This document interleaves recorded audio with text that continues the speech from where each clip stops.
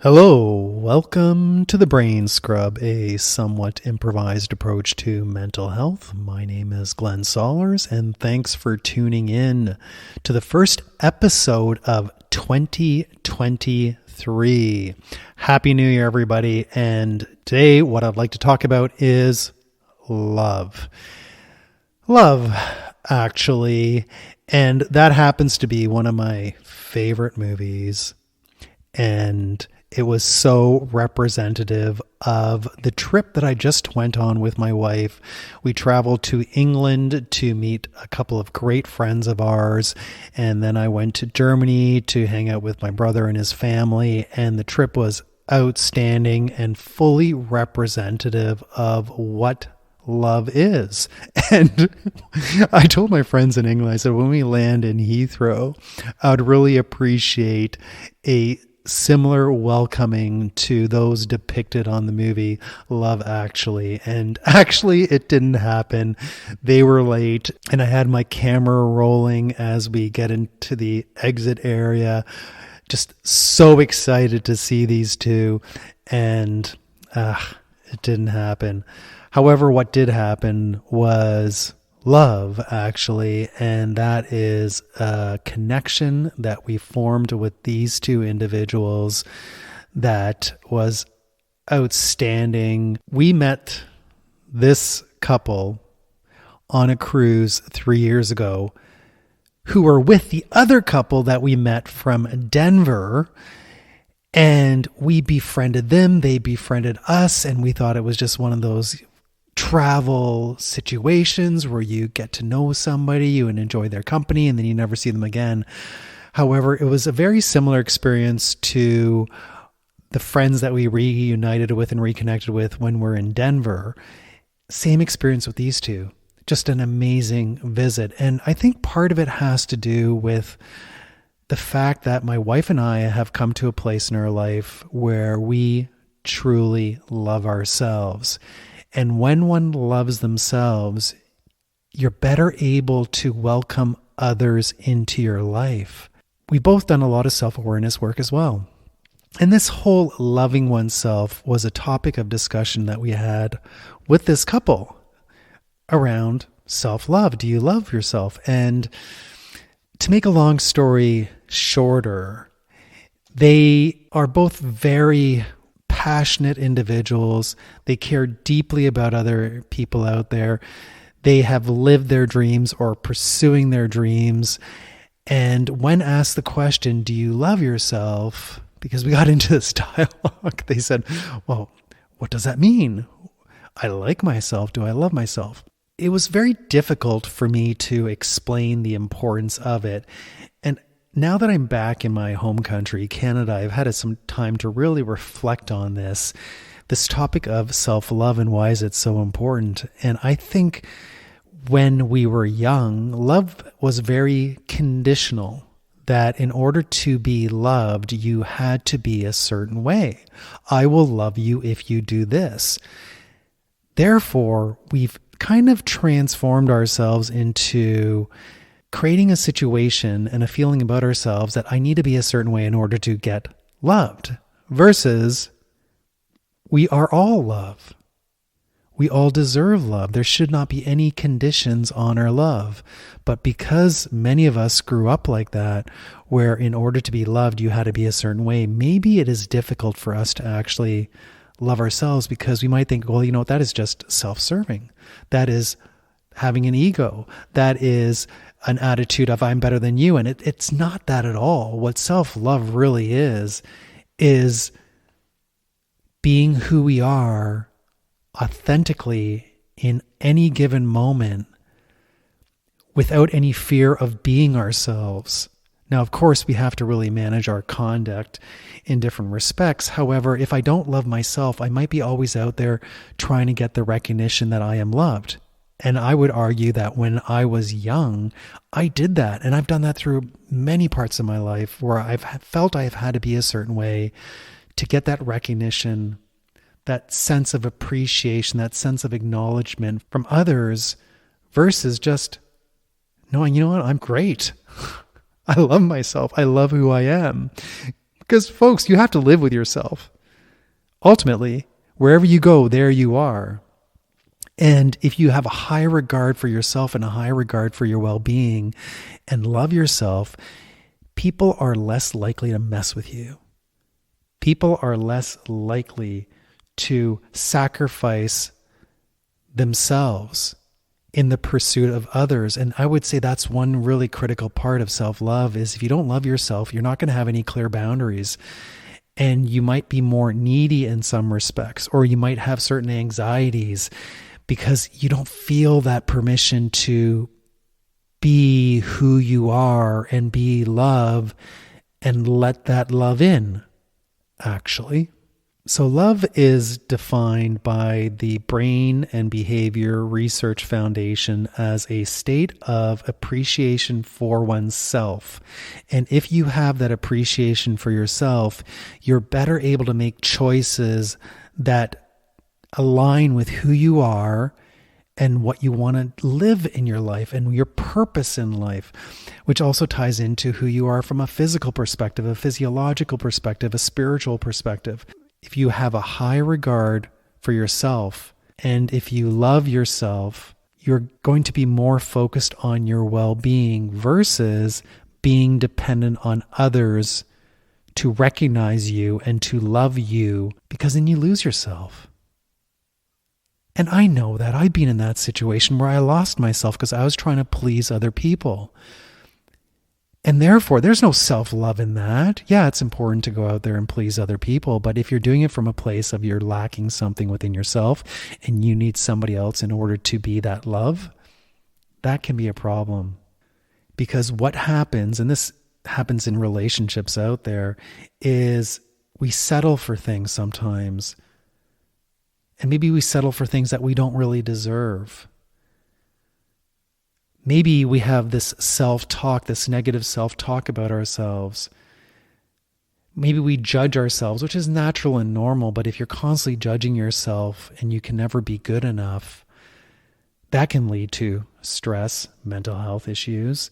We may not trust ourselves, and therefore we may not speak our truth. We may procrastinate sometimes and not live who we are and be fully expressed in who we are without any fear of being judged differently. We can be very nasty to ourselves. And if we love ourselves, we're more likely to set some boundaries and accept in our life what we really want and get rid of that kind of stuff that really does not contribute to who we are. Love yourself. I was watching a documentary done by a Buddha about stress and happiness, and he didn't talk about this in particular, but essentially he was saying happiness is really about having a sense of purpose, a sense of finding inner peace, being free to be who you are, less caught in fearing being who you are, because sometimes we might feel stuck. And if we love ourselves, if we know our truth, if we live our truth, if we live our purpose, we're likely going to have less stress in ourselves because we have less inner conflict. But if I love myself and I'm doing what I want and I'm living my purpose, which I can definitely say I am doing in my life, I am helping build a world where people build relationships with themselves and build community with others so that they can achieve happiness. Because as you know, if you listen to my podcast, you know that I'm a big advocate of community and friends and family. And if we don't love ourselves, we're essentially saying that I'm rejecting certain aspects of myself. And it doesn't mean that we don't have any behaviors to change. There's things I don't like about myself that sometimes I fall into this rut and I suffer it, but suffering leads to stress and it leads to mental health challenges. So it's important to ask ourselves, well, what makes me suffer? And under what situations do I feel a sense of suffering? And to ask oneself, well, what is causing it? What action do I need to take? What do I need to do if we're being dependent on others to see us and to see who we are, we may not have a feeling of self-worth. And sometimes we might feel we're under threat. This leads to fear. So we act certain ways to get that love. Again, folks, if you love yourself, you don't have to worry about that, because my love is not dependent on other people. And this was a journey for me. I used to want my wife to hug me all the time and kiss me and show affection, but that was just being needy. Now that I love myself, I am very independent. I don't depend on her for me to feel good. I don't depend on friends to make me feel good. I depend on me being who I really am in front of my friends to make me feel good. Does that make sense? I hope. Because if we can't be ourselves in a relationship, then likely we're giving up something that's really important to us. And then love becomes conditional, and love should not be conditional. Conditional love leads to stress and anxiety. How does one focus on their purpose, love themselves, and take action to empower yourself to be the best you are and to live a happy, free life? Well, first of all, know what your purpose is in life. What's the reason you exist? What are those things that you're doing that are contrary to that? What choices do you need to make to move forward, live yourself to the maximum, to be a self-expressed individual? What I love what this Buddha said is sometimes when you're noticing that you're living in a state of fear or your energy is going in the wrong direction, is to ask yourself, what does life want for me right now? And to stop and listen. Because then you're not listening to others, you're listening to your own heart, which is self-love. Your heart knows what you need to do and what you need to stop doing. And sometimes if we're dependent on other people or we don't love ourselves, we're not going to be assertive enough, or we might live in a state of fear and not take the actions that may be necessary for us to really be free to be who we are. Because sometimes we run into this machine mode where we just keep on going and going and going. And to take a moment to stop sometimes and remind yourself of, what is my motivation? What is my purpose in life? It will allow us to cultivate the life that we want and we deserve. We only live once. An analogy this Buddha used in this movie was, sometimes the world we live in is very, very muddy. And it's like water where you stir up the water.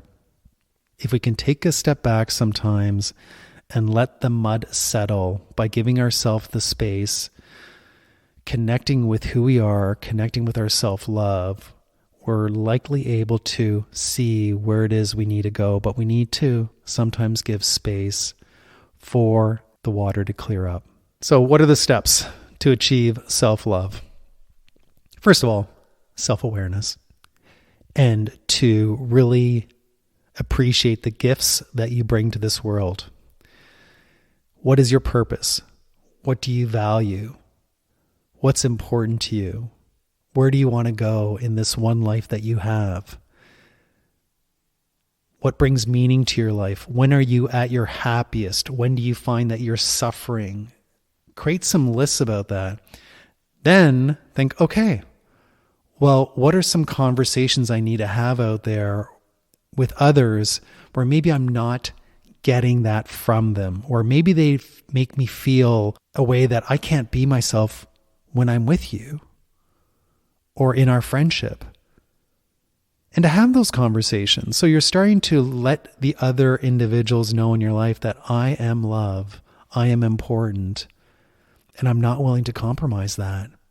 But to do the same thing with others, because sometimes I was stuck in a relationship where both of us were acting a certain way to appease the other person, but we were both actually suffering and living in a state of fear of having some real conversations. Thankfully, my wife and I are able to work through those things and resolve our differences and be open and authentic with each other.